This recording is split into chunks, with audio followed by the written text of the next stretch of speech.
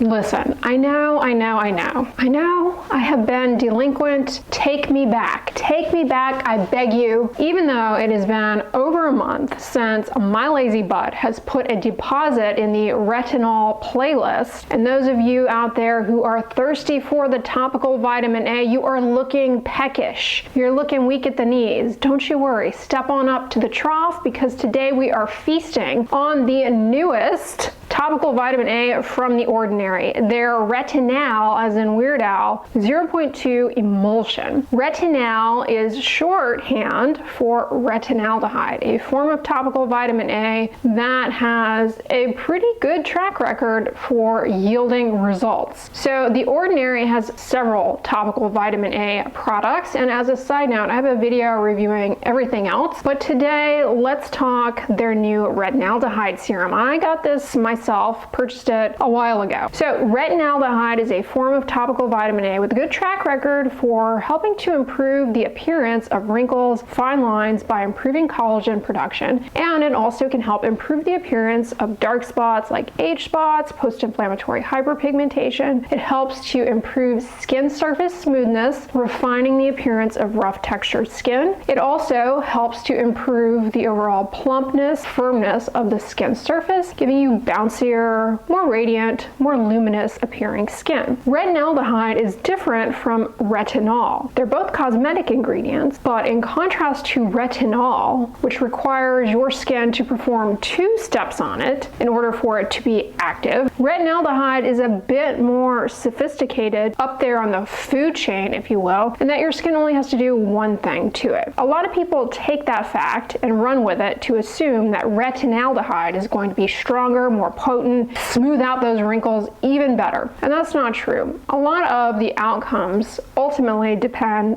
on the overall formulation, and truthfully, it's likely that either retinaldehyde and retinol, if well formulated, perform pretty much the same. Maybe the timeline of onset of things is a bit different, but ultimately, it's likely that the results are the same, and we just don't have good comparison studies between these 2 ingredients to really see how they compare in terms of the results that we get, and we likely never will because these are cosmetic ingredients. This is in contrast to the prescription retinoids or the over-the-counter retinoid adapalene, which are medications with a lot more data behind them for treating diseases. They're indicated for treating diseases like acne, psoriasis. Your skin doesn't have to do anything to convert those to an active form. They are already active and ready to go. Some people don't tolerate those active forms of topical vitamin A, and for the purposes of cosmetic benefit or anti-aging, maybe they would be better served with a cosmetic, whether it be retinol, OL, or retinaldehyde. A well-formulated retinol or retinaldehyde can yield comparable results in terms of improving wrinkles, age spots, the anti-aging stuff that most people are interested in. Again, provided the product is well formulated. Now, The Ordinary is a very reputable brand. At this point, they've been on the scenes for a while, and they are under the umbrella of Estee Lauder brands, which means good R&D. Good R&D. They have a lot of excellent formulas, so they have a great reputation. In addition to the retinaldehyde, this product has a pretty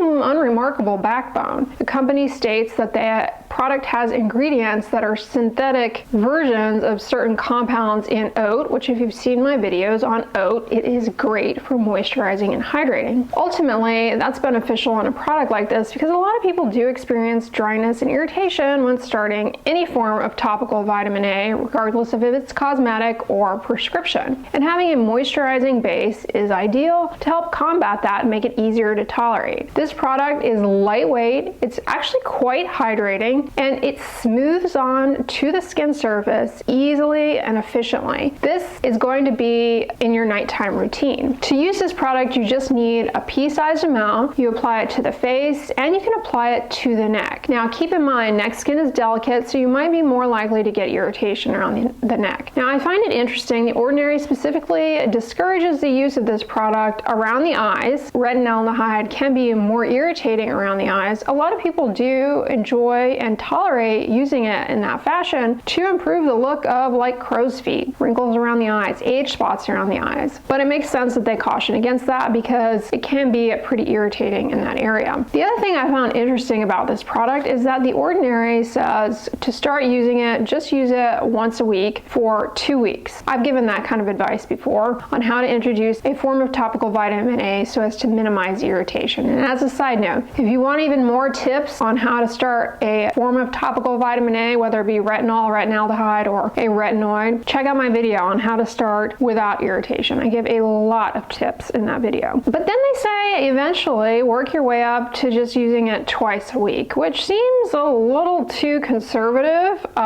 because topical vitamin A is intended to be used nightly. It's not to say that you can't get results, but it seems like that is a little bit too conservative. Now keep in mind, I've been using tretinoin for several years at this point, so it's unlikely that this would cause me an irritation, and side note, it did not. I tolerated it quite well, but I do recommend, like they do, starting it slowly if you are new to any form of topical vitamin A. If you've never used a form of topical vitamin A before, I also differ from them in that I think this would be a more than reasonable one to start with. Retinaldehyde and retinol do tend to be gentler than the prescription stuff in terms of dryness and irritation, but you can still experience that. So they tell you to put it on. After you put it on, allow it to absorb, dry down, and then apply moisturizer on over it if you like. Moisturizer will help combat dryness and irritation. They suggest not using this alongside any type of acid, like glycolic acid, lactic acid, mandelic acid, salicylic acid. I don't think they call out all of those, but the exfoliating acids. And that makes sense because using it along with those, if you're especially new to it, can be too irritating. That's not to say you can never use exfoliating acids while using a form of topical vitamin A. And guess what? In the playlist of all things retinol, I have a video on how to start exfoliating when you're using retinol. So check that video out. It can be done. They also suggest not using this with any other topical vitamin A product, retinol, retinaldehyde, or your prescription retinoids or adapalene. And I think that makes perfect sense. I don't recommend alternating different types of vitamin A. Just pick one and stick with it because you are more likely to get irritation using multiple different forms of topical vitamin A or alternating it around. It's not adding any benefit, so I don't suggest doing that. Here's where it gets interesting. They also caution against using ascorbic acid, vitamin C, when using their retinaldehyde. And I get it, like a lot of ascorbic acid serums can be a little irritating. They suggest not using ascorbic acid with retinaldehyde. Now maybe in the beginning, if you're new, that makes sense. But I think so long as you're tolerating the retinaldehyde, it's fine to use your vitamin C serum in the morning. Also, they suggest to not use copper peptides with their retinaldehyde serum. They claim that,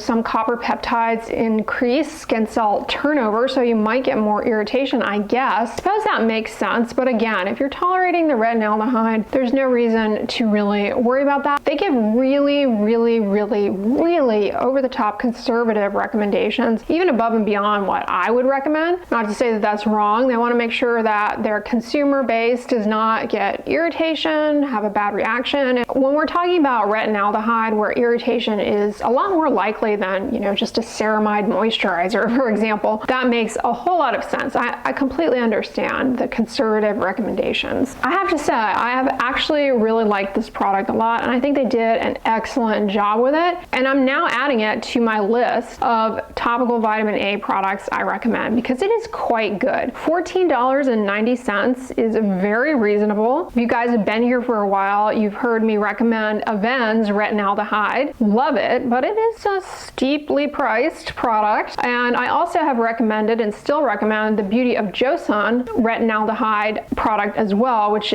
is marketed as an eye product, but also the instructions say it can be used to the entire face and it works quite well that way and is affordable, etc., etc. But now we have another option that I feel strongly is quite good. I really like the pump package. I think that's a convenient way to dispense product as opposed to a tube or a dropper. It does come out yellow, which is to be expected from a retinaldehyde. And I was able to tolerate this, no problem, no irritation or anything of the sort. I actually really enjoyed using it. Now, keep in mind, like I pointed out, I have been using tretinoin for a long time, so my skin is good and accustomed to topical vitamin A, and therefore, that might might be the case for you. You might get some irritation. And one thing about retinaldehyde, in contrast to tretinoin or adapalene or tazarotene or trifarotene or any of the, prescription retinoids, is the irritation that you might experience with it, it kind of sneaks up on you. You aren't going to get it like week 1. Maybe you will, but it really kind of sneaks up week 2, 3. Often on the cheeks, maybe along your jawline, you start getting peeling and flaking, and the cheeks are real sensitive, burn, sting. You get like